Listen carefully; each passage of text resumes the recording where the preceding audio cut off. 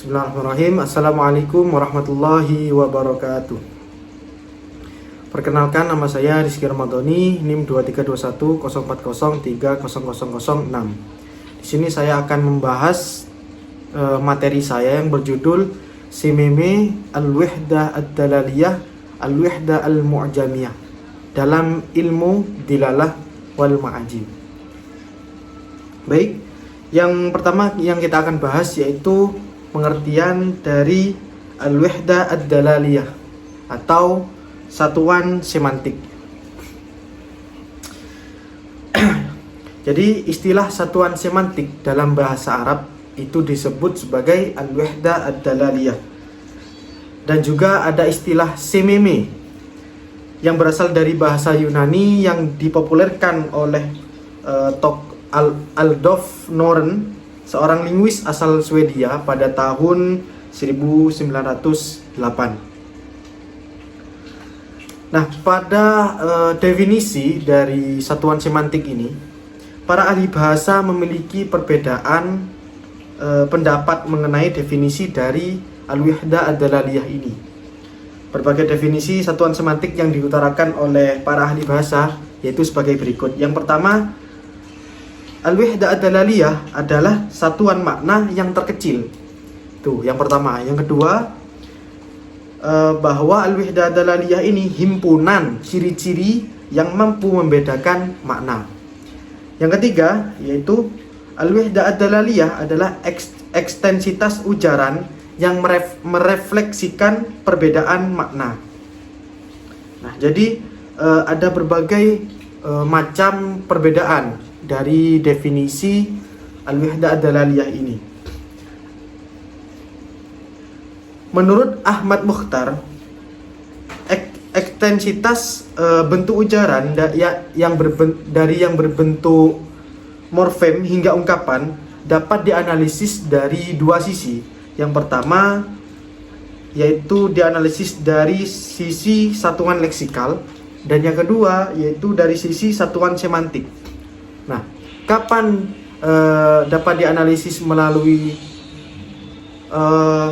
satuan leksikal dan satuan semantik? Nah, ini bila yang disoroti sisi bentuk dari ujaran bermakna, maka menggunakan analisis satuan semantik. Satuan leksikal. Apabila sedangkan yang jika disoroti itu makna dari bentuk ujaran tersebut, maka itu bisa dianalisis menggunakan satuan semantik. Nah, itu adalah pengertian dari Al-Wihdah Ad-Dalaliyah. Yang selanjutnya yaitu macam-macam Al-Wihdah Ad-Dalaliyah. Dalam satuan semantik terdapat pembagian sebagaimana Nida membagi satuan makna ke dalam 4 bagian yang terpenting, yaitu sebagai berikut. Yang pertama yaitu morfem. Apa itu morfem? Morfem merupakan satuan fungsional dalam satuan gramatikal. Sebagai satuan fungsional, morfem merupakan satuan gramatikal terkecil yang mempunyai makna. Contoh dalam bahasa Indonesia, misalnya kata ke, ke. Pada bentuk kata ketiga, keempat, morfem ke itu menyatakan makna sigot atau derajat. Jadi menunjukkan tingkatan. Sedangkan kata ke pada bentuk ke sekolah atau ke kampus, nah itu menunjukkan makna arah atau tujuan. Jadi gitu. Jadi morfem ini lebih utamanya ke itu tidak bisa berdiri sendiri. Jadi tergantung apa yang mendampinginya. Gitu. Jadi bisa bermakna tingkatan, bisa bermakna menunjukkan arah atau tujuan. Meskipun ke yang terdapat pada dua bentuk contoh tadi tidaklah sama, tetapi keduanya merupakan satuan tersendiri dan memiliki makna sendiri pula. Jadi meskipun sama tapi itu memiliki makna tersendiri, makna tersendiri. Kalau di dalam bahasa Arab contohnya seperti huruf sin yang disambungkan dengan fi'il mudhari. Contoh sayadhab. Nah itu sin yang awalnya yadhab ditambah dengan sin sayadhab itu bermakna saya akan. Jadi akan dilakukan sekarang gitu. Yadhab adhabu ila madrasah itu masih belum tahu sekarang atau sudah sekarang atau nanti itu. Kalau sayadhab itu berarti sekarang. Itu morfem. Yang kedua yaitu kata.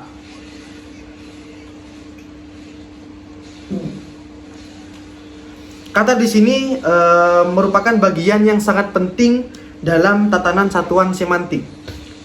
Sehingga sebagian dari ahli linguis menyebutkan kata dengan sebutan unit semantik terkecil. Kata atau lambang bahasa di dalamnya terdapat konsep atau makna. Jadi di dalam kata itu memiliki konsep dan atau makna di dalamnya. Dan konsep ini bisa diketahui melalui eksistensinya sendiri atau melalui hubungan dengan satuan kata lain. Ada kata yang berkonsep bebas konteks, dan ada yang terikat konteks. Contoh, kata bebas konteks dalam bahasa Indonesia seperti kata rumah, uang, dan lain sebagainya. Sebagai contoh kata yang terikat konteks yaitu dan, tetapi, yang.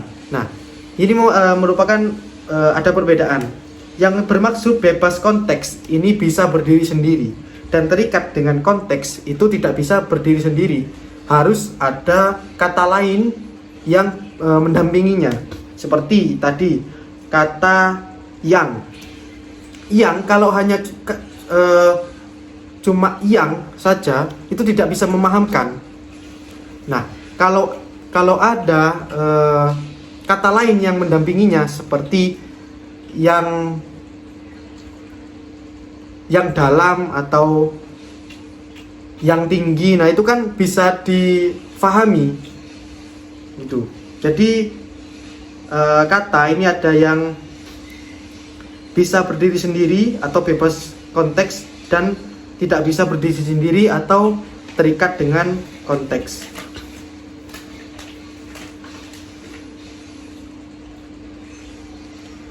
Nah, dengan demikian kata merupakan satuan terkecil dari makna.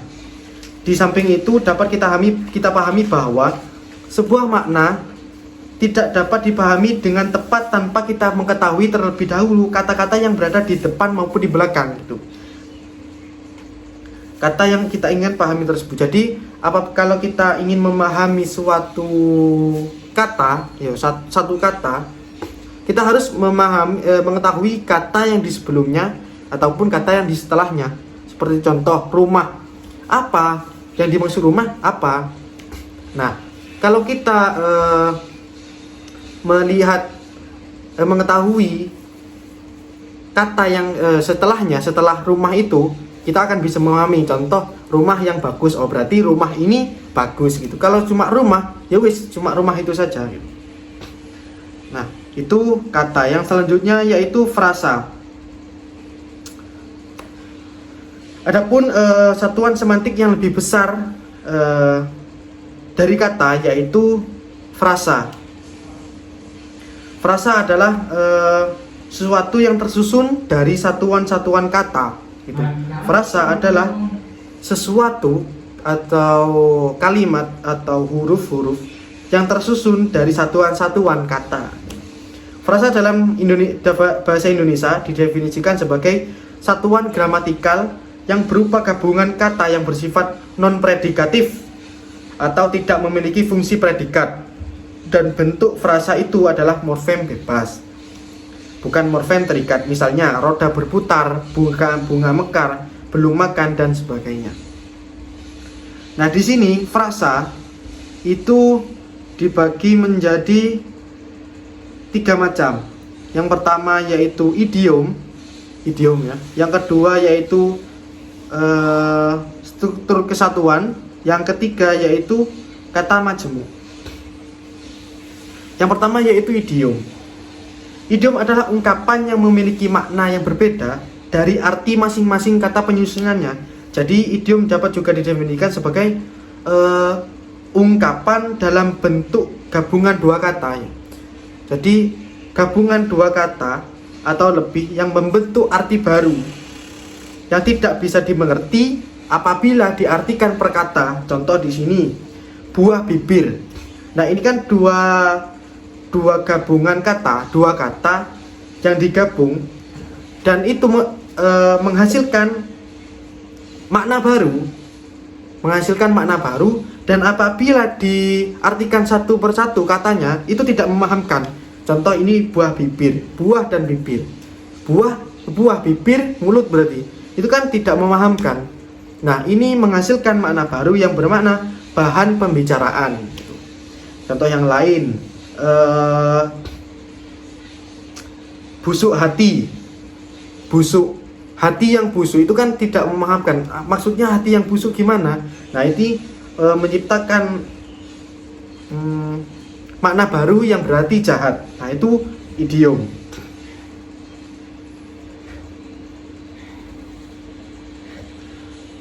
Yang kedua yaitu struktur kesatuan atau unitary complex. Struktur kesatuan bukan merupakan kata majemuk yang maknanya dibentuk dari satu morfem bebas yang disandarkan kepada satu atau dua morfem terikat. Nida mendefinisikan bahwa struktur kesatuan ini yaitu struktur yang terdiri dari dua bentuk kata yang bebas atau lebih, atau terdiri dari kumpulan dua kata yang bebas berkumpulnya dengan metode yang berbeda-beda dari tingkatan semantik untuk kata pokok. Contoh di sini sebagai dalam bahasa Inggris yaitu pineapple, yang mana merupakan jenis apel gitu. Akan tetapi artinya itu bukan buah nanas. Kemudian ada contoh white house, yang berarti yang mana maknanya bukan menunjukkan kepada sebuah bangunan tetapi sebuah lembaga pemerintahan politik di Amerika Serikat. Yang selanjutnya yaitu kata majemuk. Nah, di sini adapun kata majemuk itu berbeda dengan frasa. Kata majemuk adalah gabungan dua kata atau lebih yang masih mengandung makna dari salah satu unsur pembentuknya. Misalnya rumah sakit. Nah, rumah sakit ini kan masih bisa diartikan satu persatu katanya. Contoh, rumah sakit berarti rumahnya orang sakit gitu.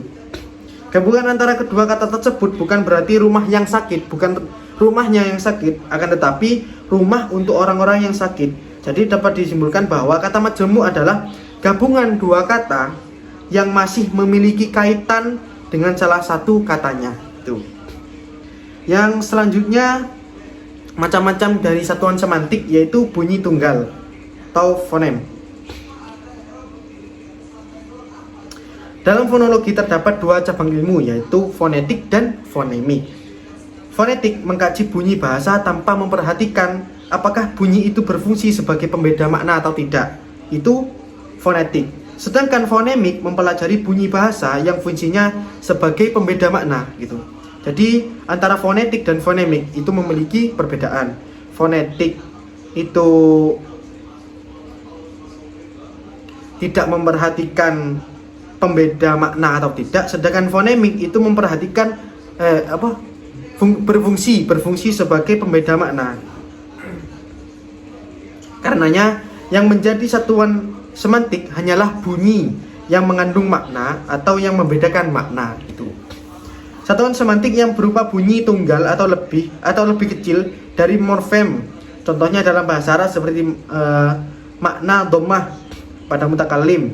Yang pertama, kata betu. orang pertama, atau kata beta pada kamu laki-laki, pada mukhatab, atau kata beti yaitu kepada seorang perempuan. Jadi di sini bunyi ya, katap tu, katap ta, katap ti, ta, tu, ti itu memiliki perbedaan. Jadi ta itu lain artinya, tu itu lain artinya, ti itu juga lain artinya. Jadi gitu. Nah, itu adalah penjelasan tentang satuan semantik atau al-wahdah ad-dalaliyah. Yang selanjutnya akan membahas kesatuan leksikal. Yang pertama yaitu definisi dari kesatuan leksikal. Jadi kesatuan leksikal atau unit leksikal adalah konsep yang mencakup setiap kata dalam kamus, baik itu kata yang berdiri sendiri atau kata bebas ya, maupun kata yang tergantung atau kata terikat, atau kata yang tidak bisa berdiri sendiri.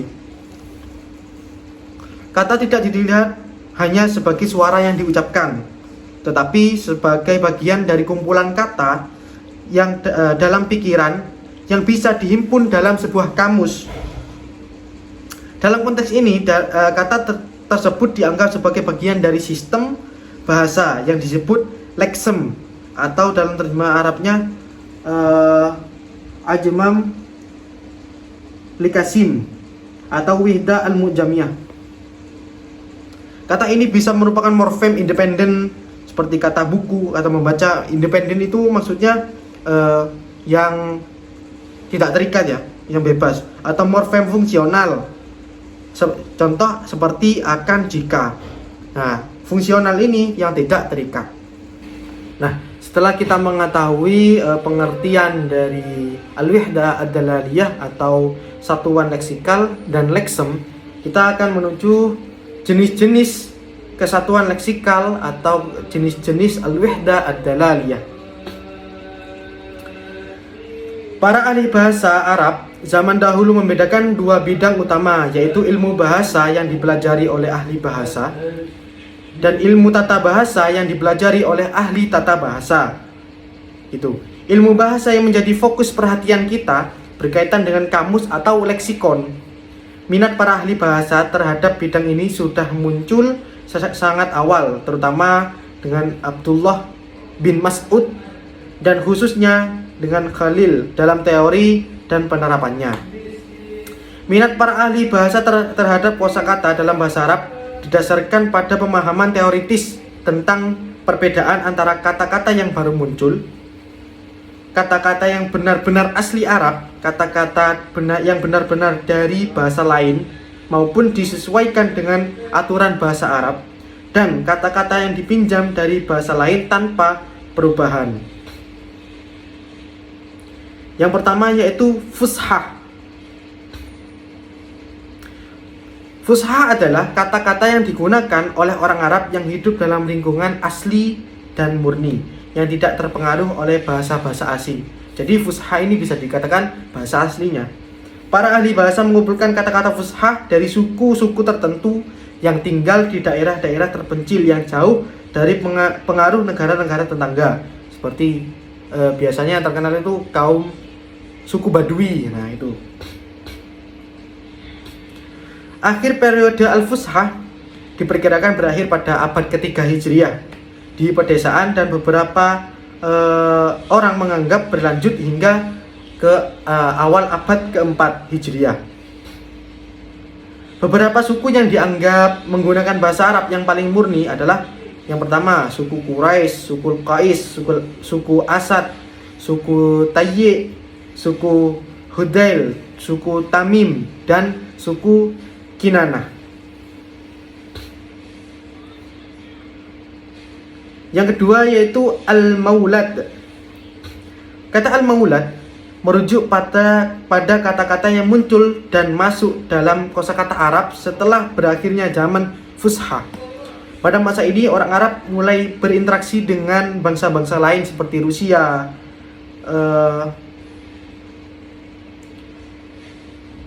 Persia dan lain-lain, India, Abyssinia dan lain-lain, yang memiliki bahasa yang berbeda dengan mereka. Oleh karena itu ada kebutuhan untuk menciptakan kata-kata baru dalam bahasa Arab yang disebut muwallad. Muwallad karena muncul dengan periode al-fushah, karena muncul setelah periode al-fushah meskipun berbagi akar yang sama. Muwallad digunakan setelah akhir abad kedua di kota-kota dan akhir pada abad ketiga Hijriah di pedesaan. Yang selanjutnya yaitu mu'arrab. Mu'arrab adalah kata asing yang ditambahkan ke dalam kosakata Arab, namun tidak berasal dari bahasa Arab pada masa fushah. Kata-kata ini datang dari bahasa lain tetapi disesuaikan dengan pola bahasa Arab. Setelah mengalami perubahan seperti penghapusan atau penambahan suara tertentu, jadi mu'arrab ini kata-kata asing yang mengalami perubahan, yang dirubah. Seperti apanya yang dirubah, yaitu kata-katanya dihapus atau penambahan suara tertentu yang sekiranya bisa diterima oleh telinga orang Arab atau sesuai kaidah orang Arab. Contoh kata-kata yang mu'arrab ini tilfaz atau televisi dan lain sebagainya. Yang selanjutnya yaitu ad-dakhil. Ad-dakhil adalah kata-kata yang dipinjam dari bahasa asing dan tetap mempertahankan bentuk asli tanpa disesuaikan dengan pola bahasa Arab. Kata-kata ini tetap digunakan dalam bentuk aslinya tanpa ada perubahan. Contoh komedian atau komedi.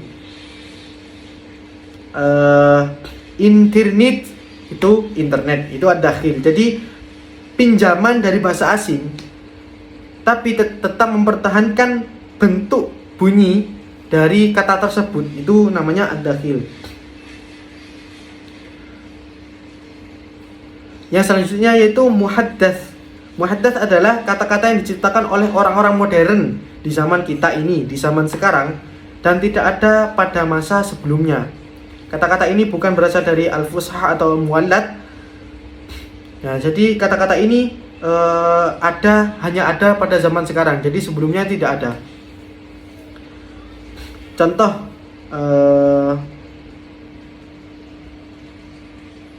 as-sayyarah yang berarti mobil dan lain-lain.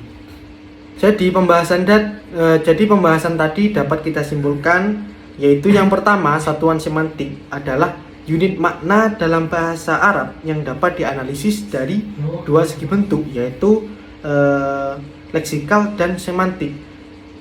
Dan sedangkan definisinya itu memiliki beberapa definisi yang diungkapkan oleh para ahli linguis itu. Dan macam-macamnya satuan semantik itu ada 4, yaitu morfem, kata, frasa, fonem, dan kata majemuk. Yang selanjutnya yaitu kesatuan leksikal atau al-wahdah ad-dalaliyah, yaitu mencakup kata dalam kamus. Jadi kesatuan leksikal itu menyangkut kata dalam kamus yang dapat berdiri sendiri atau bergantung pada kata lain. Kesatuan ini dapat berbentuk sederhana atau kompleks. Jenis kesatuan leksikal dalam bahasa Arab yaitu yang pertama fusha, kata asli Arab. Jadi fusha itu asli Arab. Yang kedua al-muwallad, kata yang muncul setelah periode klasik Arab. Al-mu'arrab, kata asing yang diserap dengan penyesuaian kaidah bahasa Arab. Ad-dakhil, kata asing yang digunakan tanpa perubahan seperti komputer itu. Jadi ad-dakhil pinjaman kata tanpa merubah bunyi. Dan yang terakhir al-muhaddats, kata modern yang diciptakan di era kontemporer seperti sekarang. Nah, itu kesimpulan dari pembahasan al-wahdah ad-dalaliyah dan al-wahdah al-mu'jamiyah. Cukup sekian yang dapat saya sampaikan. Apabila ada tutur kata yang salah, saya mohon maaf yang sebesar-besarnya. Wabillahi taufiq wal hidayah. Wassalamualaikum warahmatullahi wabarakatuh.